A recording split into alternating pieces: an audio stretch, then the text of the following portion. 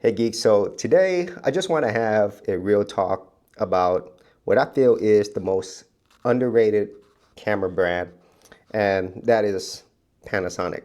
Now, whenever I got my first quote-unquote real camera, it was this right here, the Panasonic G85 Micro Four Thirds camera. And let me tell you, I was absolutely blown away because prior to this, I was mainly just using my phone. My phone was my camera for everything, photography, video, and then my very first camera that I used was my Sony CyberShot. And honestly, I can't even compare that to even my phone, but this was a huge step in my journey as a creator, and also probably it's going to be a lifelong addiction to cameras, but this was just an incredible camera for me, and everything about this camera I absolutely love. But there's one thing that really made me really made me hate one big thing about this camera, and most importantly this brand, and that was the autofocus, specifically video autofocus. It was very unreliable, and to be honest with you, 99% of the times I would just use manual focus mode, and I just kind of got used to that for years. And what I was waiting for was for Panasonic to finally release a camera with reliable video autofocus, but they didn't do that. And so eventually I moved over to Sony. So I got the Sony A7 IV full frame camera, and wow, that was such a huge leap from this Panasonic G85. And I got my first entry into the world of full frame cameras. And let me tell you, as much as I really love the image quality on this, whenever I moved over to the Sony A7 IV full frame camera, it was just on a whole nother level.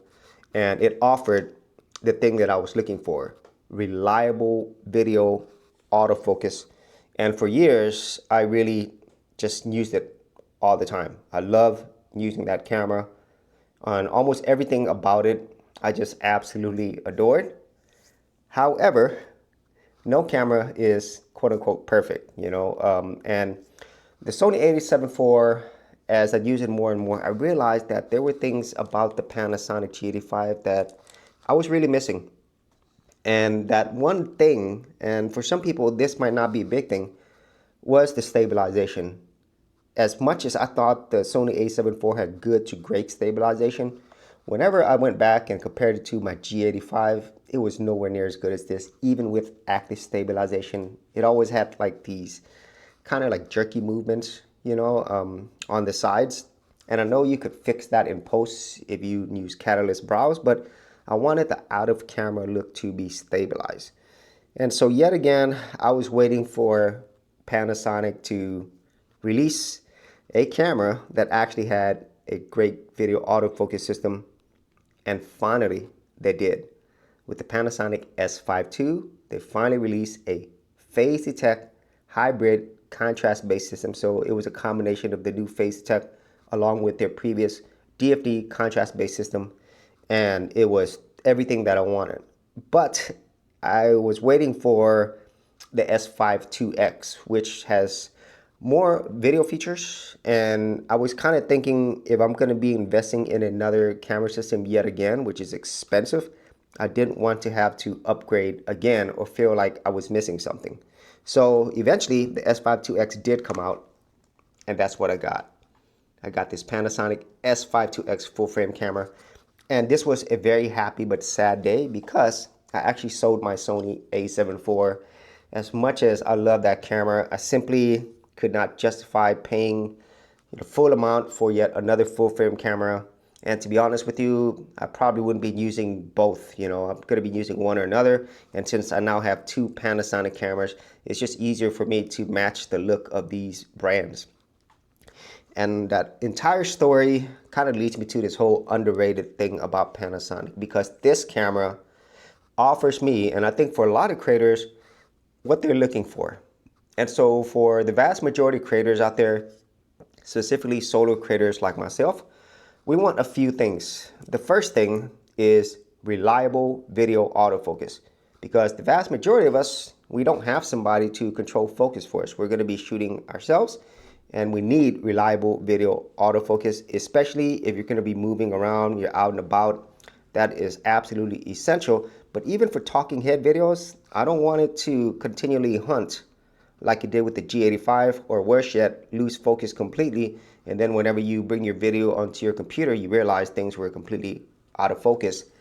And then the other big thing, as I mentioned a little bit earlier with the Sony a7 IV versus G85, is image stabilization.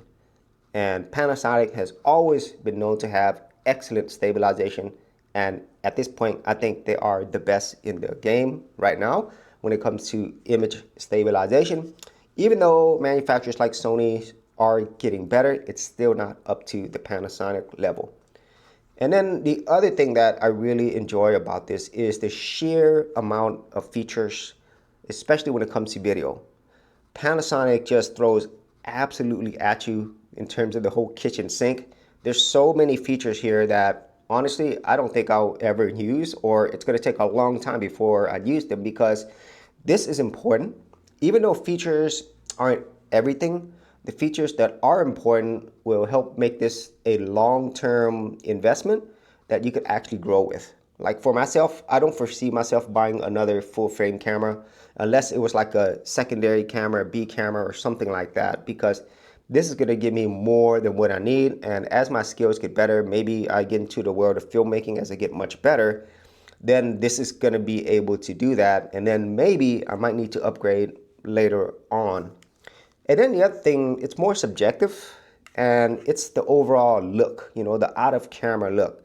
As much as I really enjoy the look of the Sony a7 IV, when I looked at my older G85 and now with the Panasonic S5 IIX, this just has more of that film-like quality, okay? Whereas Sony cameras look more digital. And obviously you could take that into post and make your video look however you want. But once again, I wanted that out of camera look, and the Panasonic look, I really love it. And then other things that I enjoy about this is just the overall design hardware wise. Things are in places that are intuitive to me, and the menu, I think, is just an incredible menu, at least for me. Even if you are a beginner, I think it's a lot easier for you to get around the menu system and understand what things do versus the Sony menu system. Even though they did update it for the Sony a7 IV, I don't find it as intuitive and easy, especially if you are brand new. And finally, it is the price of these Panasonic cameras. I mean, typically, if you compare it to similar cameras in this price range, they're almost always going to offer you the most bang for buck, the most value for your money. And that is super important, especially if you're like me, where, you know what, I got to save money for this. You know, I'm mostly on a budget. And so it took me years to get to the point where I can't afford these things. And I definitely don't want to buy something, and especially spending a lot of money, and realize that, oh, there's things that I want. And also, I don't feel like I could grow with it as much because of those things. And Panasonic is really great in providing firmware updates, and pretty significant ones, where it almost makes it like a new camera. And that was the case with me with the Panasonic S5 IIX. As soon as I got it, it got really great firmware updates. And so all of those things and many other things that I haven't mentioned are why I feel Panasonic is still the most underrated brand. And in a lot of ways, I kind of feel Panasonic did this to themselves, mainly because of one thing, and that is their video autofocus. If they were to provide reliable video autofocus many years ago, I kind of feel that they would be up there with the Sony and Canons of the world, because when you compare it directly, especially now, to a Sony, to a Canon, honestly, I feel like the Panasonic camera, specifically something like the S5 IIX, is still going to offer you more for your money. And as a creator, I don't think there's very few things that it's lacking. And that's something that I really do appreciate with Panasonic. They're constantly improving. And whenever you're the underdog, you're underrated, you're kind of forced to do that. And I'm glad that Panasonic is still fighting for your attention and your dollars, but they're also delivering a lot for your money. So that is just my talk today about Panasonic cameras and how I feel they're still really underrated.